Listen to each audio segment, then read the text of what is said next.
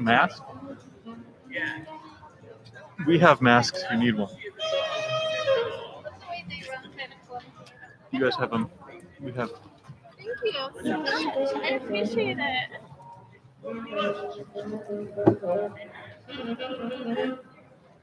Hello. Hi. What's your name? My name is Brittany. Hello, Brittany. I'm Alex. So what Alan? would you Alex. Alex. That's my brother's name. Nice It's a to good meet name. you, Alex. What would you like to talk about? You can pick anything at all. Any opinion that you really feel strongly about? Honestly, I think the one question that stood out to me the most was why religion is not taught in public schools. Okay. Do you have an opinion on that? Oh yes. I'm sorry. There's headphones in front of you on the mic. You can. Okay. I keep forgetting that. Cool. Thank you. Okay. Yeah. There's some people. By the way, I should ask you permission. This is being broadcast live to the internet. Are you okay with being recorded? Definitely. Okay. Wonderful. Yeah. All right. So, what opinion do you have on religion in public schools? I think religion is a big factor of where someone comes from, especially in children. Mm-hmm. It creates a broad foundation. Children who are brought in families who have strong religion factors have a very constructive point of view. You can move a little bit farther from the mic.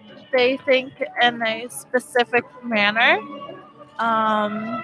versus people who are... Honestly, I think religion also comes from a perspective of ethnicity. Where you come from takes a big factor in religion. And religion is related to where you come from? Sorry. Feel free to... Yeah, definitely. Do you want... It's okay. It's fine. Religion definitely takes an impact of where you come from. Mm-hmm. Whether you come from the United States or China or the Middle East or Australia or the Netherlands or Europe, we all come from different backgrounds. Mm-hmm. Those backgrounds definitely affect the way we think, the way we run, the way we process information. Mm-hmm. But it's almost like a collective. It's a group, right? Whether you come from the Middle East or the United States, you have different religions, you have different backgrounds, you have different mindsets, you have different beliefs. But we all come from a collective. We all think similarly, even though there are different traits, different point of views, different ideas of one situation. It all comes together. That's why I think that we, as an individual, we're having a hard time through these times, through these eras, through this pandemic. We're having a challenging situation. There's a lot of different ideas, different knowledge, different perspectives of one situation that's happening. And as a global connection, we all come together at the end of the day, and we all think, how are we going to support our community? How are we going to support our people? How are we going to support our land, our home, our family type deal? And we all come into this pile of not understanding each other, where we're coming from, but yet we're all in the same group. And it's very challenging when it comes to religion in schools, because we have this idea of being a certain way, of thinking a certain manner, of having a certain outcome, of having a certain perspective, of wanting a certain idea. But yet, we come to an end of not, well, we strive for a certain idea, and we get as close as we can to that certain idea. And the community is evolving to be more liberal, more open, more loving, more intuitive, right? So we're trying to manifest in that direction. But yet there's these groups of people that are so conservative, so locked into these religions, into these ideas, into these perspectives of, I have to have this thing this certain way. I have to have this marriage in this certain manner. I have to have this relationship in this certain. So, you're saying that there's a conflict between people who have like more conservative views and people who are trying to, you said, manifest a new intuitive way of approaching society, I think.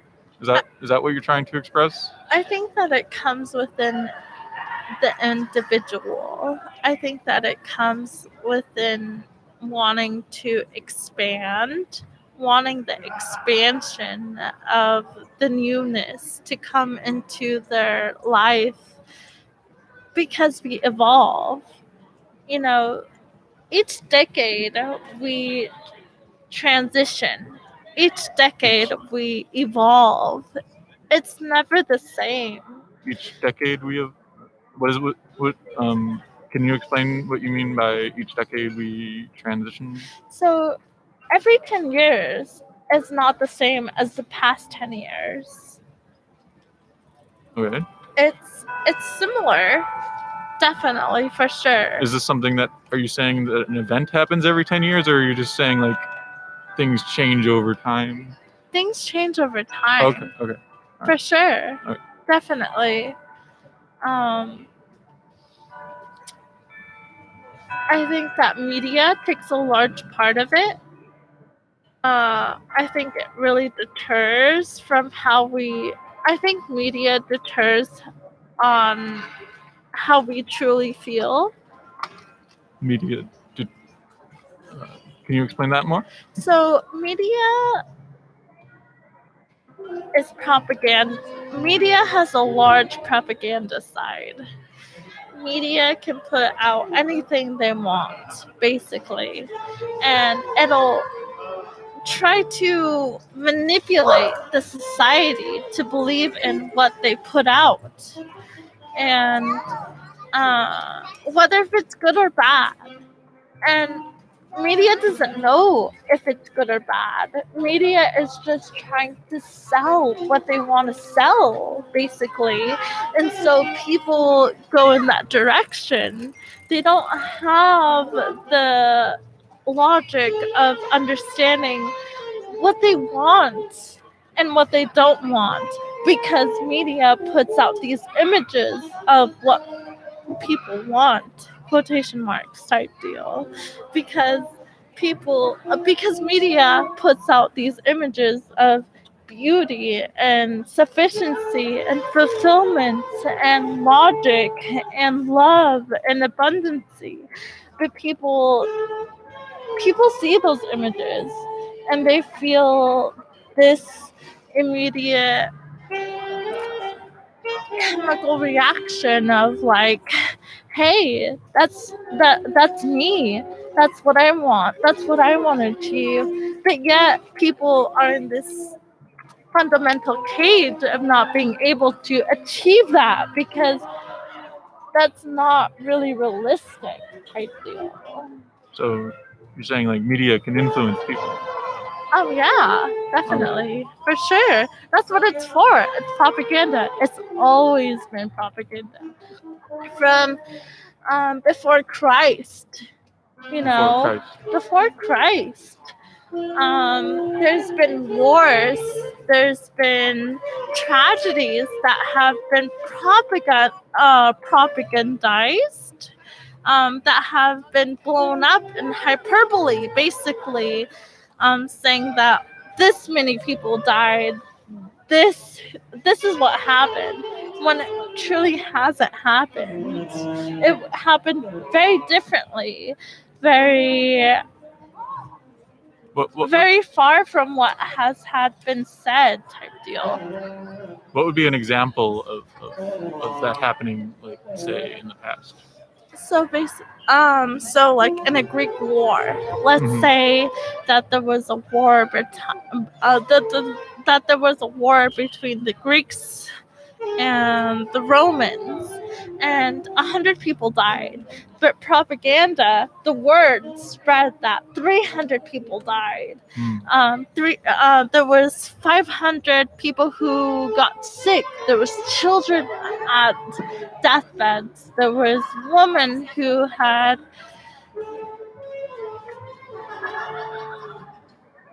been plagued with the Black Plague or whatever had been said, but it wasn't true.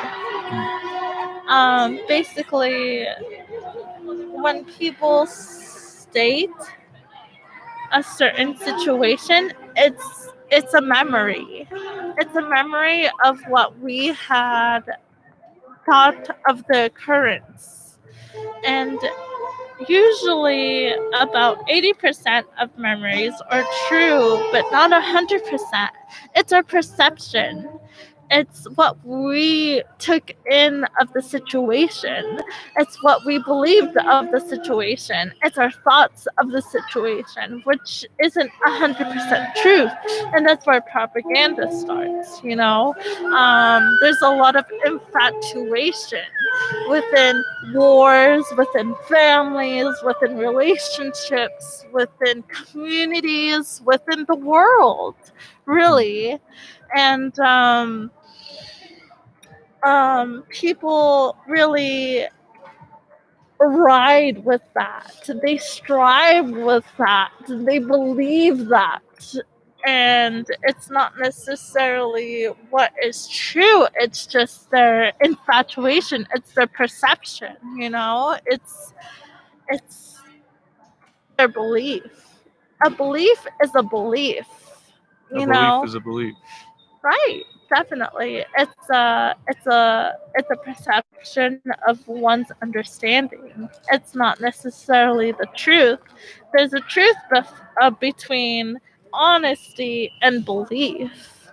You know, in a relationship, someone can tell you something, and you could interpret it in one way, and the other person could interpret it in another way, you know?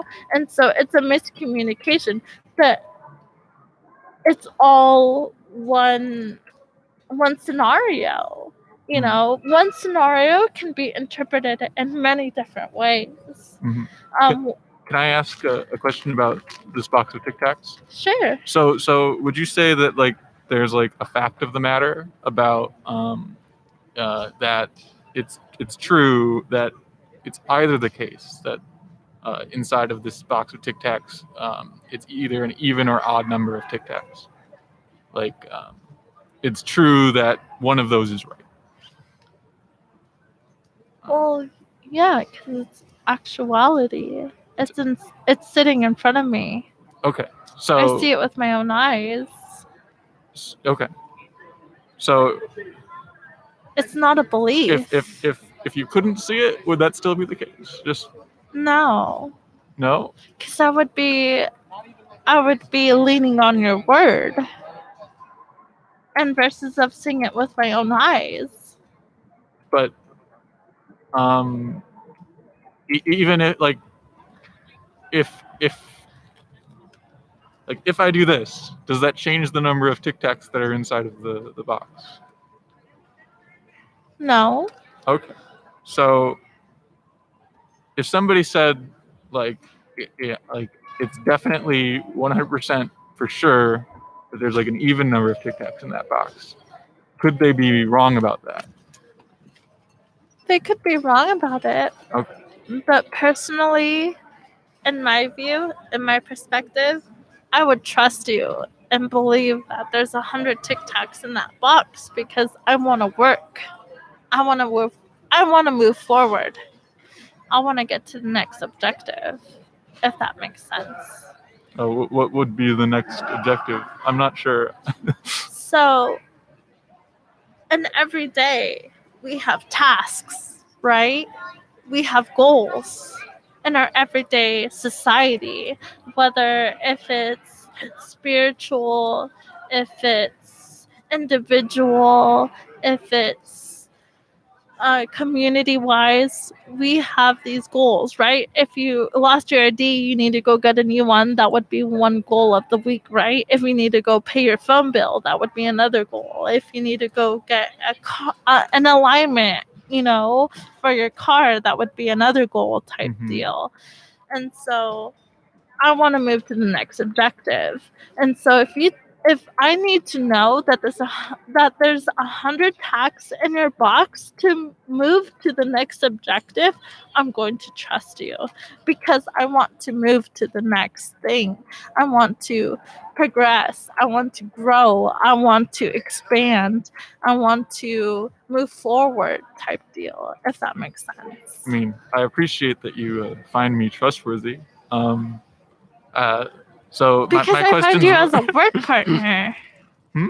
I find you as a work partner. You find me as a work partner? If you were to tell me there's 100 Tic Tacs in your box and I need to move to the next objective, then I would look at you as a work partner. I would trust you as a work partner. What does it mean for somebody to be a work partner? That's a new term for me. Someone that I depend on to get the work done or to get the job done. Okay. If there's somebody that needs to know how many Tic Tacs are in that box and you tell me that there's 100 Tic Tacs in that box, then I will move forward. I see. So you're saying like we should trust people who have studied these things and it's a paradigm. Okay. Sure. So, but there is but we would agree, but there's an actual fact of the matter about there being either an even or odd number, and even if somebody was very insistent that there's an even number, they could be wrong. Even in odd numbers is a justification. It's a justification. It's a justification because a number is a number, whether if it's even or odd. You're just asking me if the number is even or odd. It's a number, Yeah. Whether it's 15 or 20 or 100, it's a number. You're just asking me if I think if it's even or odd. I'm not asking you if you think it's even or odd. I'm just trying to establish what we think about facts, or if there is a fact of the matter about, say, the number, because some people would say things like that it's all, there's no actual fact of the matter or something like that, and so that's what I'm trying to see if that's where we're at or not. Okay, definitely. Facts are facts. You got to be truthful. truthful to yourself. You got to Okay. be honest. But if somebody said it's my truth that there are an even number of Tic Tacs, would that be a Well, could that be a false thing? Like even if they said that. no, not at all, because it's just a classification of a number. A number is a number at the end of the day, whether if it's even or odd. Yeah. So like, but if somebody sorry, If my business depended on it, type deal. sure, if your business depended on knowing the correct number of Tic Tacs, would somebody's just strong belief that it's even if you guys counted it and there was like 55 Tic Tacs, Well, that would be a gamble, that would be a gamble? In what way would it be a gamble? because I'm depending my business on this one number. If it's even or odd, that's a gamble. I'm saying you guys counted it. Oh, okay. Yeah. So you guys counted and there's 55, but somebody came along and said, it's really deeply held true for me that there are an even number of Tic Tacs. If it was odd, Well, you guys counted there's 55. Does that mean it's I would odd? count them in front of him. Okay.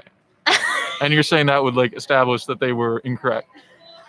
Yeah, not necessarily that they're incorrect, Oh. but I want them to know that there's 55 tacks in the box for their own sake, for their own security, for their own sanity, so they can move forward, just like how I want to move forward. Okay. Definitely. All right. Well, I think this was interesting. So thank you. Thank you. There are puzzle pieces there. You're free to take any one of the colors, and it's like a bribe. The next time we're here, you can come by and maybe get another one, and you can collect the set. Thank you so there much. are there. Oh, where are the business cards? Have they vanished? Well. Sorry. Oh, we're out of business cards. Apparently. Okay. So, but feel free to take a puzzle piece. Thank you so much. Sorry. It's okay. I have to go to the restroom. Yes. Two more. Now, half of them. That's okay. We're almost done. Thank you.